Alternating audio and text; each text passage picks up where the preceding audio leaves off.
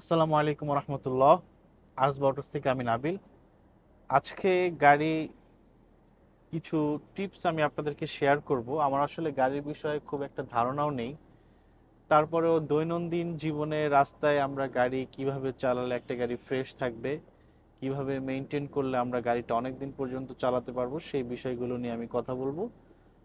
তো এটাকে আমি দুই ভাগে আলোচনা করব। প্রথমটা হচ্ছে আমি নন হাইব্রিড গাড়িটাকে এক জায়গায় রাখবো, হাইব্রিড গাড়িটাকে আরেক জায়গায় রাখবো। শুরুটা আমি হাইব্রিড গাড়ি নিয়েই করি।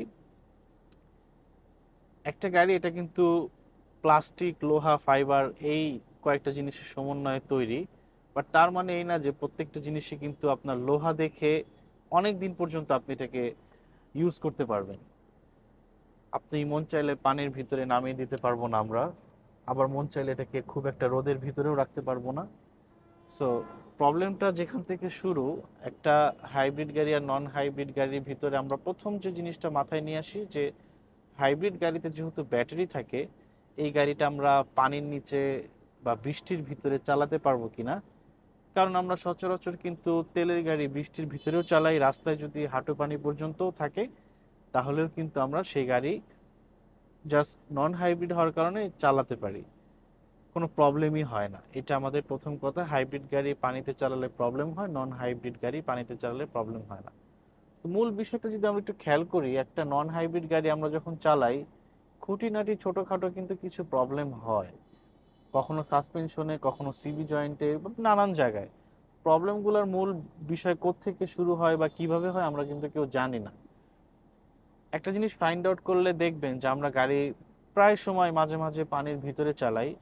পানির ভিতরে একটা হাইব্রিড গাড়ি যেরকম চালানোটা রিস্কি, একটা নন হাইব্রিড গাড়ি চালানো কিন্তু রিস্কি। এর কারণ হচ্ছে আপনার গাড়ির যে সামনের যে কম্পার্টমেন্টটা, সেখানে অনেক ইলেকট্রিক ওয়্যারিং, তার অনেক নানান বিষয়াদি থাকে। এই জিনিসগুলো যদি যখন আপনি ডে বাই ডে পানির নিচে ভিজতে থাকবে, হয়তো সাথে সাথে সমস্যা হবে না, কিন্তু কিছুদিন পরে গিয়ে কিন্তু সমস্যা হওয়া শুরু হবে। তখন আমাদের মনে হয় যে এটা একটা প্রবলেম। এটা নন হাইব্রিড গাড়িতেও যেরকম প্রবলেম, হাইব্রিড গাড়িতেও একই প্রবলেম। মেইন বিষয়টা হচ্ছে যে আমরা একটা মানুষ কখনোই কিন্তু পানির নিচে ডুবে থাকতে পারবো না। গাড়ির ক্ষেত্রেও সেম, এটা লোহার হোক আর যে জিনিসেরই হোক, এটা কিন্তু পানির নিচে চালানোটা ঠিক না। আজকে প্রবলেম না হোক, কালকে হবেই। তো যেটা মূল বিষয়, যেটা আমাদের ভয় যে আচ্ছা তেলের গাড়িতে প্রবলেম হয় না, কিন্তু তেলের গাড়িতেও কিন্তু প্রবলেম হয়, সেটা সাথে সাথে হয় না, কিছুদিন পরে গিয়ে হয়, যেটা আমরা বুঝতে পারি না যে কেন প্রবলেমটা হলো। তো প্রথম বিষয় এটাই যে আমরা চেষ্টা করব যে আমাদের গাড়িগুলো বৃষ্টির দিনে যেখানে পানি বেশি উঠেছে সেই জায়গাগুলো অ্যাভয়েড করা, আর গাড়িগুলোকে আমরা একটু সেফলি চালানো, যাতে এই পানিগুলো ভিতরে চলে না আসে। ভিতরে বলতে আমাদের কিন্তু সিটিং এইসব পজিশনে আসবে না, ইঞ্জিনের ওই সাইডটাতে তো ঢুকে না যায়। আর হাইব্রিড গাড়ির ক্ষেত্রে যে প্রবলেমটা হয় সেটা হচ্ছে হাইব্রিড গাড়িতে তো নানান রকম সেন্সর থাকে। সো পানিতে ভিজলে সাথে সাথে কিন্তু ওয়ার্নিং দিয়ে দেয়, গাড়ি সামহাও অফ হয়ে যায়। এরপরে ওইখানে অফ হয়ে গেলে দেখা যাচ্ছে পানি আস্তে আস্তে ঢুকতে থাকে, সো নানান প্রবলেম হয়। তো ওই ওয়ার্নিং গুলোর কারণে গাড়ি আর মুভ করে না, তখন প্রবলেমগুলো দেখা দেয়, আমাদের তখন মনে হয় যে হাইব্রিড গাড়ি আসলে খারাপ। ব্যাপারটা এরকম না। আপনার গাড়ি যে জায়গাটায় চলতে পারবে না সেই জায়গাটাতে কিন্তু আপনার গাড়িতে ক্ষতি হবে, সেটা বুঝে একটা ওয়ার্নিং দেয়, যাতে আমরা সেখান থেকে সরে আসি। বাট আমাদের পরিস্থিতির শিকার, যেহেতু আমাদের দেশে বৃষ্টি হলে অনেক জায়গায় পানি জমে, সেই বিষয়গুলো খেয়াল করে যদি আমরা হাইব্রিড গাড়ি চালাই, অনেকদিন আল্লাহ রহমতে ভালোভাবে চালাতে পারবো। নন হাইব্রিড গাড়ির ক্ষেত্রেও সেম, যেহেতু নন হাইব্রিড গাড়িতে কোনো ওয়ার্নিং দেয় না, তাই আমরা বুঝতেও পারি না, প্রবলেমগুলো পরে হয়। তো এটা হচ্ছে পানির প্রবলেম গেল। এছাড়া আমরা কিভাবে গাড়ি চালালে, নন হাইব্রিড গাড়ি কিভাবে চালালে ভালো মাইলেজ পাবো, হাইব্রিড গাড়ি কিভাবে চালালে ভালো মাইলেজ পাবো, এটা নিয়েও আমাদের কয়েকটা ভিডিও আছে। তারপরেও বলি, একটা গাড়ি যখন আমরা কিনবো তখন এই গাড়িটার সাথে বিল্ট ইন যেভাবে আসে সেইভাবে রাখার ট্রাই করবো। অর্থাৎ আমরা কোনো সিএনজি বা এলপিজি করব না, তাহলে গাড়ির ইঞ্জিন অনেক দিন পর্যন্ত ভালো থাকবে। অথেন্টিক ইঞ্জিন অয়েল ইউজ করব, যেটাকে আমরা সত্যি বলতে মোবিল নামে চিনি। তো এই অথেন্টিক ইঞ্জিন অয়েল চেঞ্জ যখন আমরা ঠিকভাবে করব, তখন ইঞ্জিনটা ভালো, আরও ভালো থাকবে। এই অয়েল চেঞ্জ করার সময় সেখানে একটা ফিল্টার থাকে, সেটাও আমরা চেঞ্জ করে ফেলবো, ভালো জিনিস ইউজ করব। পাশাপাশি এসি ফিল্টার এবং এয়ার ফিল্টার, এই জিনিসগুলো যখন আমরা ক্লিন রাখবো, ব্রেকটা যখন আমরা 6-7 মাস পর পর একটু সার্ভিসিং করাবো তখন কিন্তু আমার গাড়ি বেটার ভাবে চলবে, বেটার মাইলেজ দিবে এবং আজে বাজে সাউন্ড করবে না। এছাড়া দরজার বিভিন্ন যে অ্যাঙ্গেল জোড়াগুলো আছে সেগুলো আমরা একটু ট্রাই করব কিছু ফ্রেশ লিকুইড এগুলো দেওয়ার, যে যার কারণে দরজা ভালোভাবে স্মুথলি মুভ করতে পারে, আওয়াজ না হয়। এটা হচ্ছে নন হাইব্রিড গাড়ির ক্ষেত্রে। হাইব্রিড গাড়ির ক্ষেত্রেও সেম, আমরা এই AC filter, air filter, engine oil এগুলো ঠিকভাবে দিব এবং গ্যাস এলপিজি যত সম্ভব না করাই ভালো, তাহলে গাড়িটা আরও অনেক ফ্রেশ থাকবে।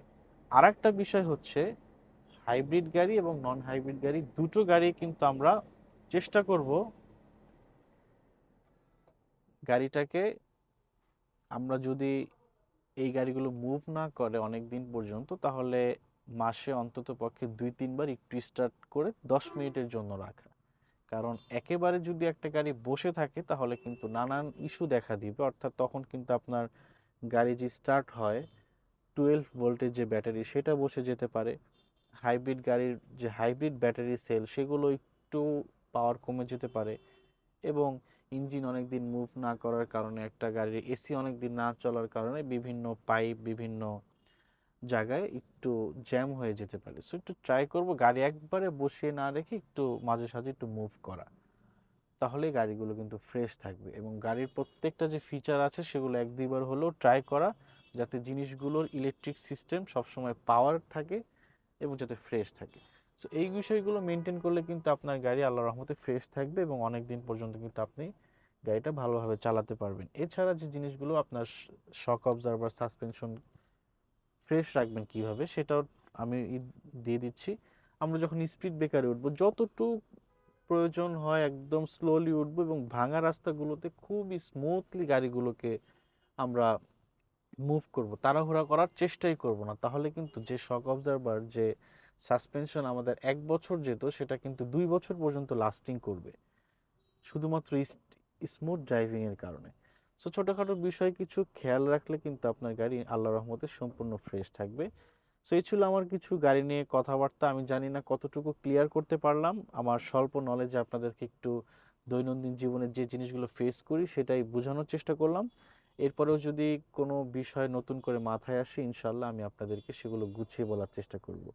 সবাই ভালো থাকবেন, সুস্থ থাকবেন। আসসালামু আলাইকুম রহমতুল্লাহ।